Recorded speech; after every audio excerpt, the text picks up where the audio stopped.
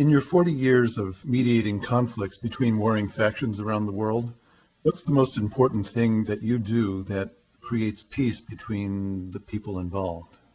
First, I never hear what they think. See, I get called a lot of names by people who hear what I'm saying. I see you've read my book. You probably can recall I was in a refugee camp in Palestinian Authority, and what all the crowd had to do was hear from my interpreter that I was an American, and a gentleman jumps up and screams at me, murderer, and another one jumps up, assassin, and another one calls child killer. Within an hour, the guy that called me a murderer invites me to a Ramadan dinner at his house. I didn't hear what he thought of me. I connected to what he was feeling, what he was needing. As I walked into that refugee camp, there were hundreds of tear gas grenades all over the lawn, shot in the night before when they had a riot there. And on the side of each of the grenades was written, "Made in USA."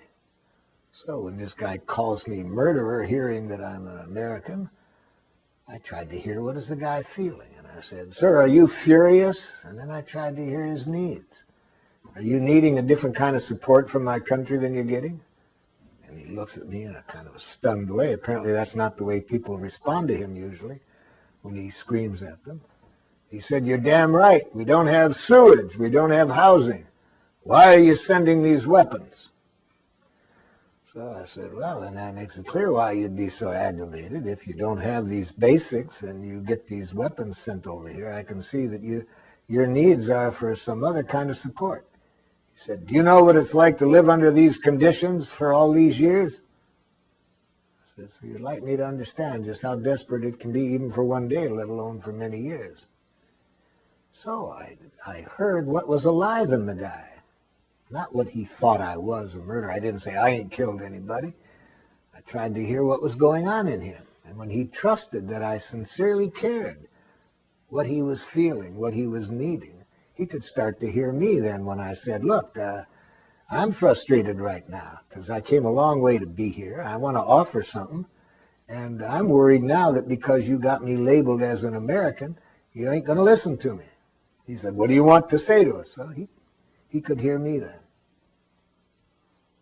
And we have a school there now, one of the schools that we call a Nonviolent Communication school in that refugee camp. And whenever I go to that region, I'm well received hospitably in that refugee camp.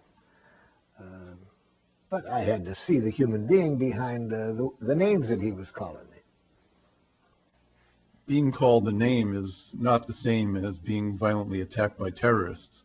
Do you feel that there is ever justification in using violence or aggression when responding to such an attack? Here, I would say no to violence or aggression, yes to the protective use of force. There are times when we need to use the protective use of force, but never violence and never punishment. The protective use of force is necessary when another person, for whatever reason, is not willing to communicate, and meanwhile, their actions are threatening our needs. So we need to take whatever action can be made to protect against that happening. But we can do that without violence. Gene Sharp's writings show how throughout history people have defended against even armies and violent armies coming at them through the protective use of force. I was walking down a street in Paris about 4 years ago, a busy street, and a woman was walking next to me. All of a sudden, a man comes running up, spins her around, and hits her right in the face, and he starts for her again. Well, there wasn't time for me to talk with this man, so I used force to restrain him from doing that again. I didn't want to punish him. I didn't beat him, but I had sufficient force that I could keep him from continuing. So yes, times you use force to prevent violence, but not in the form of punishment to make people suffer because you have judged them as evil. But just talking to terrorists and the governments who harbor them doesn't seem to work either. Look at all the peace talks we've had, and the violence just continues. Well, the kind of peace talks we have, I'm not very optimistic that they can prevent violence. They're not the kind of connections that get people connected with each other's humanness. They're basically arguments, and that they try to find some compromise. We need to grow up and find out that there are far more powerful ways of having peace talks than the ones we now engage in. How would you engage these people in peace talks? Pretty much as I told you I did with the tribes in Africa, or when I was doing a little mediation between a group of Israelis and Palestinians in Jerusalem. And I started that. I said, let's look at what your needs are that are not getting met. And a Mukhtar, who was a mayor of a village, he looked across at the Israelis and said in a nice tone, does it bother you people to be acting like Nazis? And then a woman jumps up, an Israeli woman jumps up and immediately says, I should have known better than to come to this meeting. That was a totally insensitive thing for you to say, Mukhtar. And she starts for the door. She's about to leave. We have hardly had 2 sentences and people are already worse off than we began. So my role there was to help each connect at the need level. So I said to the Mukhtar, and I knew what he was reacting to. He was reacting to a law that enabled the people to be put in prison for 6 months on suspicion. He was reacting to that. I said, Mukhtar, are you needing some understanding of how your need for safety isn't met with that law? He said, that's what I'm trying to say. Well, of course, he didn't say it exactly that way. And then I helped the woman to hear that. And then it was a different connection than when she's hearing that she's a Nazi. And so that's what I do in those cases. I help people speak a language of life, which is closer to the truth, just what everybody needs, and stay away from these enemy images that can easily sound like blame, criticism, attack.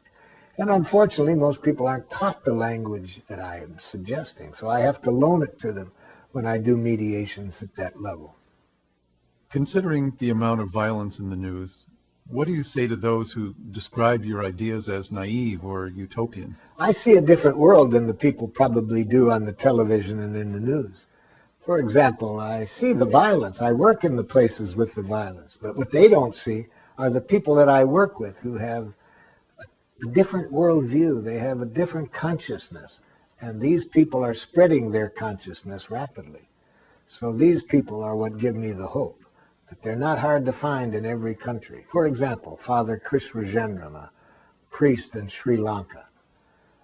He's doing incredible things there, using our training to get the both sides that have been at war to do reconciliation work.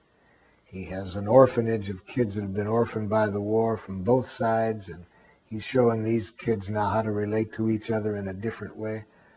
So in many countries now, I'm working in about 35 countries, and I see that kind of person every day in my work.